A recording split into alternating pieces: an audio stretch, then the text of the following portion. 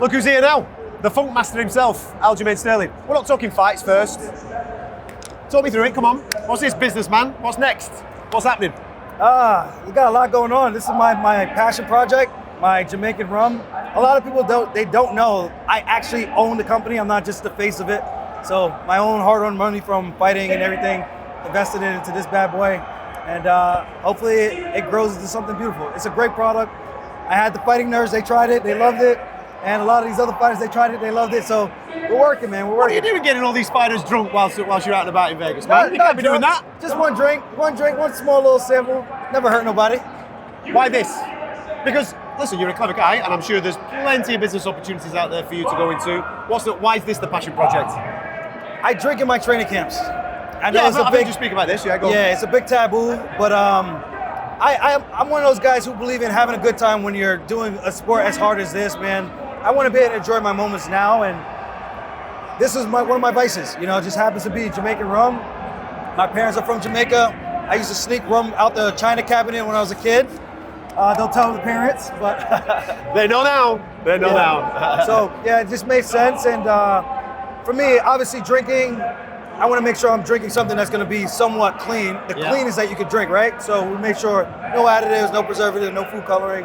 So that's one thing I'm happy about. So it's a good project, a good product and everything, and I enjoy it. What's the reaction been like since you spoke up very openly about obviously training camps? And traditionally people automatically think fighters, they don't get stuck into the alcohol or anything like that during a fight camp. Yep. But you were very open about it, very honest, talked about the things that go on inside your head. What's the feedback been like from the fan base? A little up and down because most of them, they're not professional athletes. So they only speak from what they know and their experiences, what have worked for them, which is cool. But I was one of those guys who went cold turkey with everything for the whole fight camp as an amateur. And then I ran into John Jones, who was my mentor who brought me into the sport. And then I saw him out one night and he was fighting like the very next weekend and I was confused. I was like, I thought we were supposed to be like Mike Tyson and all these guys and not have anything. Okay. But he was the villain, you know? And I was like, okay, so let me do little by little. And I realized it didn't affect my performance. I know some people say, oh, but the edge and this. I'm like, dude, I think I've done just fine in my career. You know? I think you're doing okay, man. I think it's worked out. And I get to still enjoy my life. I know people say, do all this stuff when you retire, but then when I'm gonna be 40 years old, missing all the good years, I'd rather be able to enjoy it now. You gotta find balance. Moderation, man. That's the key. Everything in moderation. Anything too much is gonna kill you or hurt you in some way, some form. Otherwise, you're living a relatively, I hate to say, but boring ass life. Yeah. I like to have fun, man. I like to have a good time. And so you should. And China is next. China. I think they saw that I went out there and they're like, you know what? Let's send his ass back to China. I'm like, all right. I've been waiting for a fight since January, so. I was going to ask you, has it been a frustrating period? Because last time, obviously, it was against Mosvar, and the decision went against you. So how frustrating has the period of time been from then to now, wanting to get yourself back in that octagon?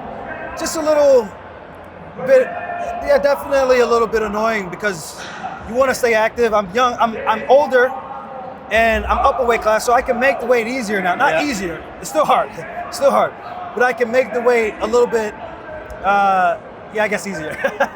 So it's not as chaotic, but waiting, not having a dance partner, and now we finally have something, but yeah, I was staying busy helping Merab for his fight in January, and then his fight in, what was that, May? No, that was in June. So I've been in shape, working, and here I am. So finally got a date, finally got an opponent. I'm just ready to go. What are the challenges? I mean, for me as a fan looking at it, I think the challenges seem quite obvious, but you probably might see something different in facing someone like Brian. So talk me through that, how you see the silhouettes matching up. I mean, everybody knows he's T-City for a reason. He's a great grappler. Maybe not as strong of a wrestler. I think a stronger wrestler. I think the striking is relatively even. I think I'm a little bit more flashy. So it's gonna make for a fun fight. Maybe it's something like the Mozart fight. Maybe we'll get a part 2 of that. This time it's 5 rounds. So I don't know. I can't call it. I do plan and intend to win. And hopefully I can do it in a dominating fashion so I can make sure I don't get overlooked for a title shot opportunity. That's interesting that you said that because we just been speaking to Volk. And the division seems to be in a little bit of a flux when it comes to top contenders. There's nobody really, that head's not above the parapet right now saying, I am 100% next. I know that Movzar's obviously got that argument for that with the unbeaten run. But it feels like there's a real sense of opportunity there for the guys at 145. Do you feel the same? 100%. There's guys like Gene Silva coming up. There's some other guys who aren't ranked yet that I've been keeping my eye on, like Garcia, Chepe. So a lot of guys on a really good, strong run at the division in the weight class. I think the reason why we have this now is because Moso has been killing off the competition. So that's always been my gripe with, yeah, you don't want him to fight for the title, but then you let him keep knocking off potential title challengers. So then you get this weird situation where there's, like Merab, he doesn't have a lot of contenders because he's beaten all of them already. Now that he's a champ, it's like, well, now who do you look to? So you kind of have to have some build up to get the fans excited. Me as a fight fan, I like to see someone on a streak there. I could be like, I could get behind this guy as the underdog coming in, and maybe he has a chance for an upset because of all the highlights. But then when you don't have that, he's on a 1 or 2 fight win streak, it's kind of like, all right, maybe he has a shot. Yeah. That's the way I at least view it. So I think it's wide open right now. It's any dog's race, and we'll see how it goes. How are you going to treat the China trip? Are you going to go out there for a period of time, or are you just going to treat it as you would normally treat a normal fight week? I'd probably go out there a few days earlier, maybe like 10 days. I don't want to go too early. It's just really the time zone change for the sleep schedule, and that's really it. Everything else, we got the altitude here, so I'm not worried about that. Yeah. It's just the time zone. Perfect. Final thing, I want to talk about your best mate. Come on, talk to me about Merab and how proud you are seeing him now living the way that he's living and how he's being embraced by this fan base. It's amazing to see. When I was a champ, I kept even before I was a champ, I was telling people, like, there is a storm coming in this weight class that you guys have no idea. He's on a crazy win streak and you guys aren't paying attention. I'm telling you, do your homework now because this guy is going to be a demon. And sure enough, Merab has entered the big stage and he's shining in a very big way. And it's nice to see the fans finally give him his flowers. I know his popularity on social media has skyrocketed. And it's for me, it's nice to see because... You've always known that guy. Yes. So it must be nice for other people now to be able to see that guy. Yes, and especially for him, when he first came to us, he wasn't really speaking English at all. So he learned it in a relatively quick time.